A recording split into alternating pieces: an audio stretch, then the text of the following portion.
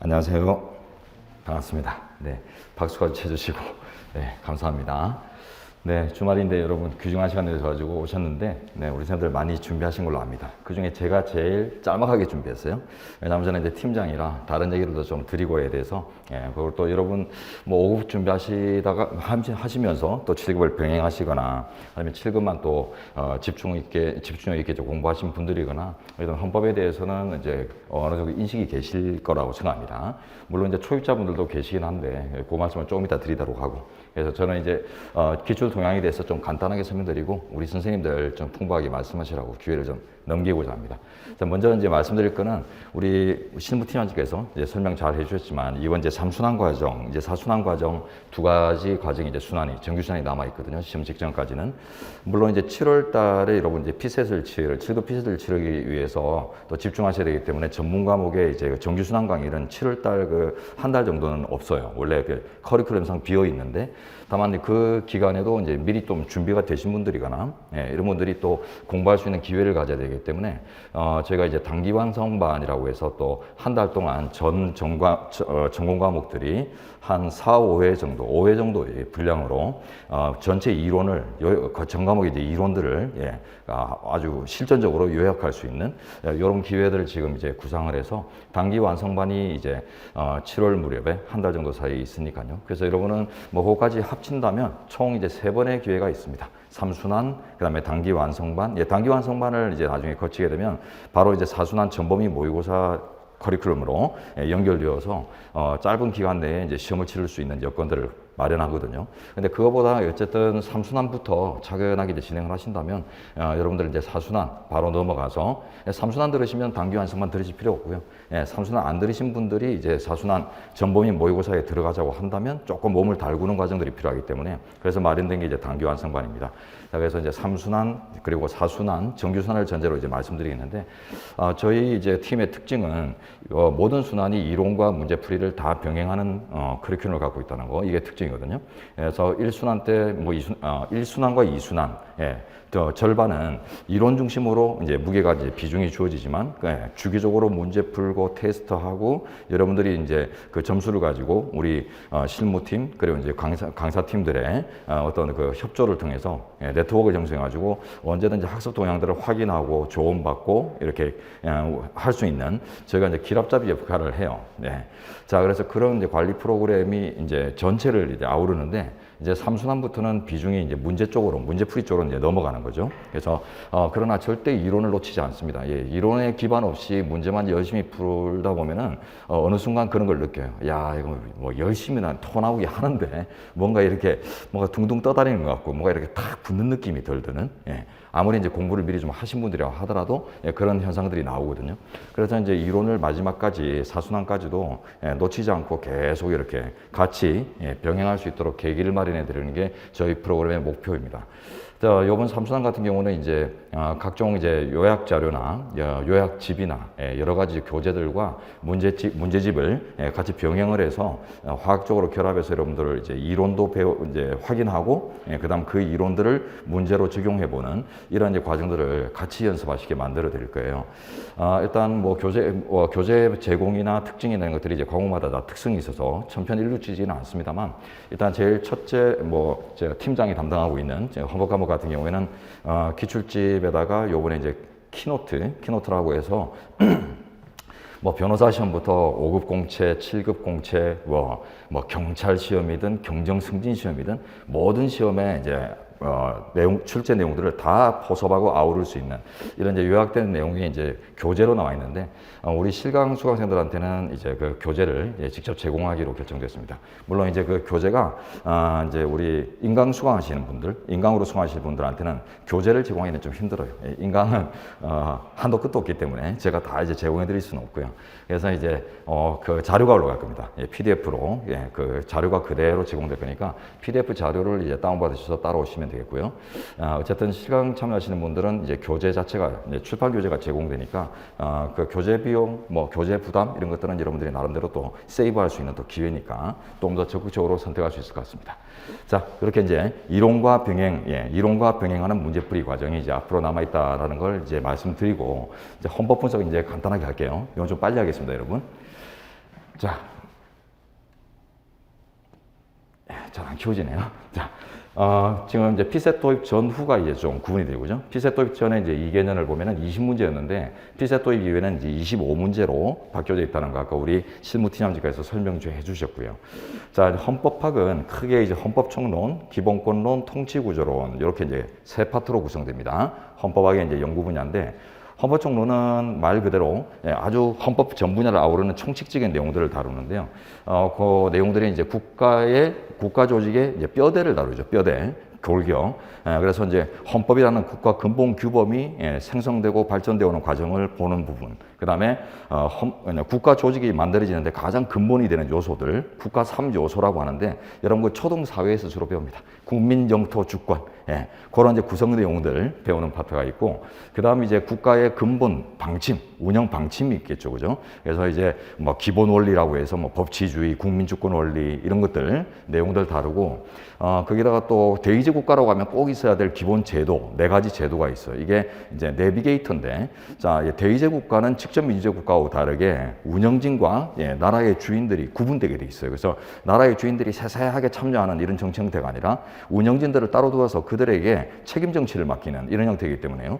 근데 그들이 이제 잘못 선발되거나 잘못된 사람들이 선발되거나 혹은 그 잘 선발을 해놨지만은 이제 주권자들의 어떤 그 의지, 목표 의식을 거릇되게 탈선을 해서 나라를 운영한다거나 그러면 안 되기 때문에 그런 과정들을 이렇게 조율하고 관여할 수 있는 이런 매개체들이 이제 형성이 돼요. 그게 이제 선거제도, 정당제도, 공무원제도, 지방자치제도 이런 4가지 기본제도가 되는데 그 중에서 제일 중요한 게 정당제도입니다. 정당제도, 대의국가의 본질이라고 하거든요.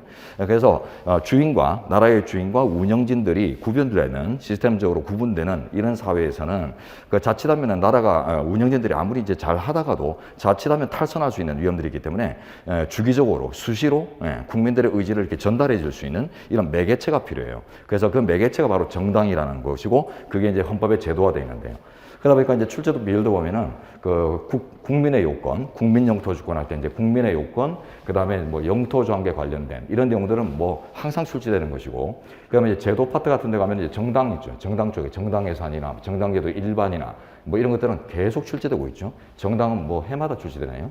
자, 그 다음에 이제 뭐 신뢰보호니 뭐 명확성 원칙이니 여러 가지들 뭐 소위법 금지 원칙이니 이런 것들이 있지만은 이런 것들이 다 이제 법치주의 원리라고 하는 국가의 가장 중요한 기본 원리의 구성 내용들입니다. 자, 이런 것들은 뭐 빼놓을 데가 없어요.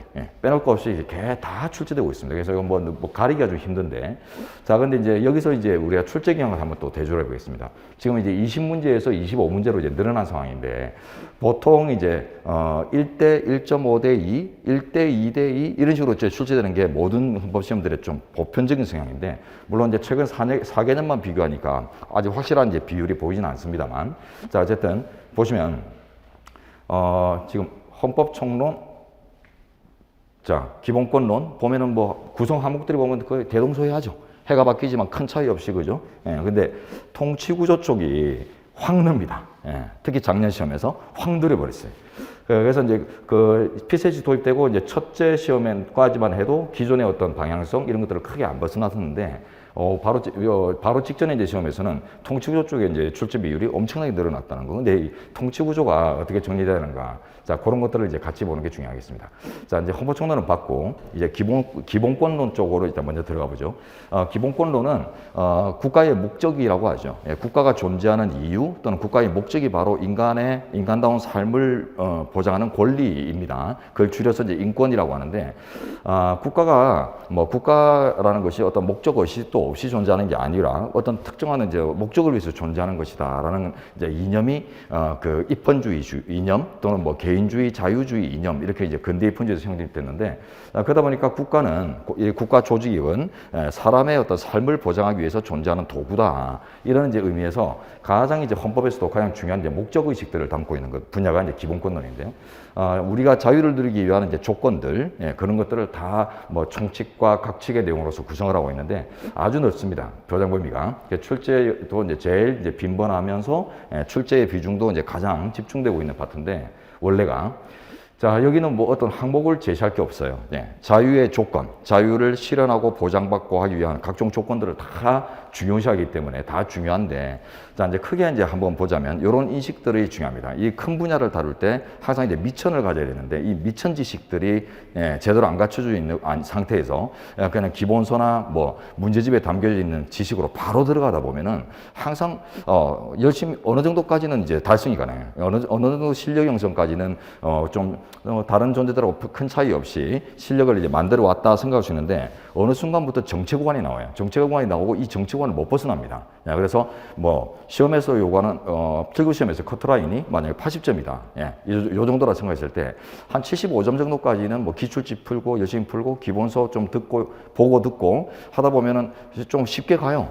한 뭐 반년, 1년 하다 보면 할 만한 것 같이 이렇게 딱 가거든요. 근데 딱 75점대에서 이제 그 한번 운 좋게 붙어버리면 좋은데, 만약에 이제 그렇게 뭐 운이 좋지 않아서 한 번 더 준비해야 된다 했을 때 정체된 구간을 못 벗어나고 오히려 점수가 더 떨어지는 해마다 이런 경우들도 막 나오거든요. 그게 미천 지식들, 탄탄해야 될 이건 미천 지식 토대가 약해서 발전이 없을 수 있습니다. 그래서 이제 그런 것들을 잘 가져야 되는데, 뭘 한두 가지로 설명할 수 있는 건 아니지만 대표적인 거 하나만 설명할게요.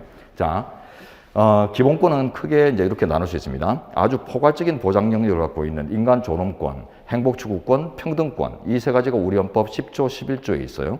자, 그리고 12조 이하의 나머지 기본권 조항들은 이제 개별적으로 보장되는 영역들을 나눠 갖는 기본권들인데, 자, 크게 분류하자면 자유권, 참정권, 청구권, 사회권, 이렇게 네 가지로 분류합니다.